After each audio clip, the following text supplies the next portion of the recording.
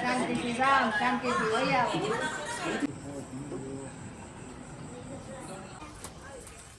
તો આપણે કંકુની અને ગોરીની બધા ગાયોની રજા લઈ લઈ, એના પણ આશીર્વાદ લઈ લઈ. હા કંકુ, લક્ષ્મીને બધાને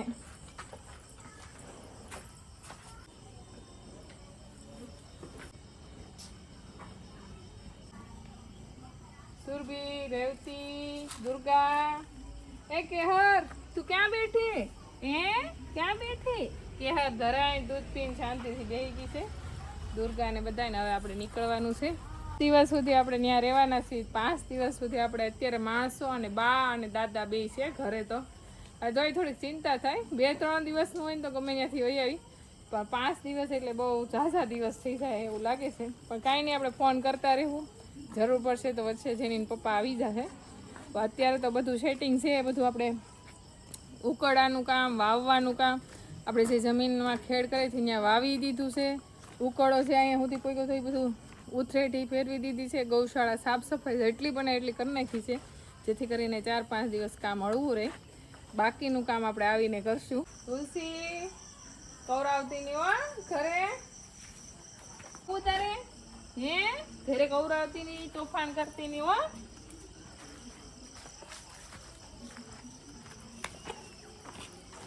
રાધા ગંગા કોઈ દિવસ 2 વખત હું ડાયરેક્ટ ત્યાં ઢાળિયામાંથી ગાયોના દર્શન કરીને નીકળી જતી. ગંગા પાસે ન આવતી, તો ગંગા થોડીક મારાથી નિમાણી અને રિહાતી રહેતી હતી. તો આજે આપણે ભૂલ્યા નથી. આજે આપણે ગંગાને રજા લઈ પછી જવાનું છો. ગંગા હો કૌરાવતીની.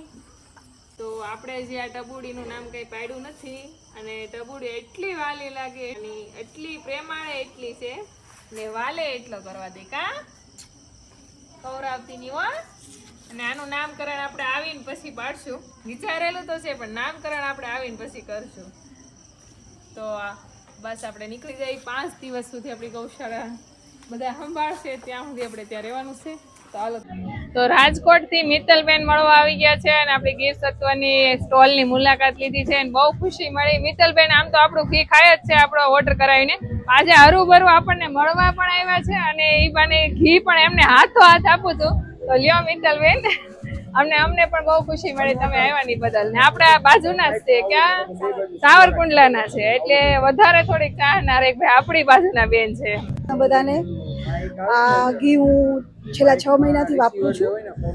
બહુ જ સરસ છે અને શુદ્ધ છે અને ઔષધ છે, એટલે અમે વારંવાર આ બેન પાસેથી ઘી લઈએ છીએ. તમે પણ બધા લ્યો. ધન્યવાદ. આપણે પહોંચી ગયા છીએ રાજકોટ નાના મહુવા સર્કલ, અને આપણા નંબર છે સ્ટોલનો C24 નંબર. અને આપણે લઈને આવ્યા છીએ ગોળ કેરીનું અથાણું, કેરીનો મોરબો, ગાયનું ઘી, દોયા અને વલોવેલા આપણા જાયફળ, હરડેની પાકી, શતદ્રુત ક્રીમ, અને આપણે ગોળ કેરીનું અથાણું, હવનયુક્ત સામગ્રી, છાણા અને બાજરો દેશી, કે જેની સાઈઝ જો ડુંડાની કવડી છે, જે વર્ષો પહેલા થતો બાજરો, એ લઈને આવ્યા છીએ. તો જે કોઈને લેવું હોય અને મુલાકાત લેવી, એ ખાસ જરૂરથી C24 નામના સ્ટોલ ઉપર આવજો. તમને એમ થાય છે કે દક્ષાબેનની વાડીમાં બાજરો તો નથી, તો દેશી બાજરો ક્યાં લઈ આવ્યો? તો દેશી બાજરો છે ને, આપણે બાજુનું ગામ છે ને, ભાઈને એક્સિડન્ટ થયેલું છે, એક પગ ઉપર પોતે ખેતી કરે છે અને એક પગ ઉપર મહેનત કરી અને પકાવે છે.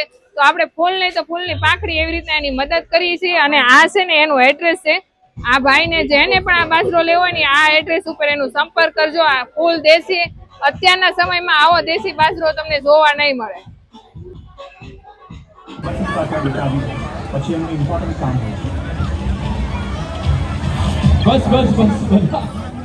પ્લીઝ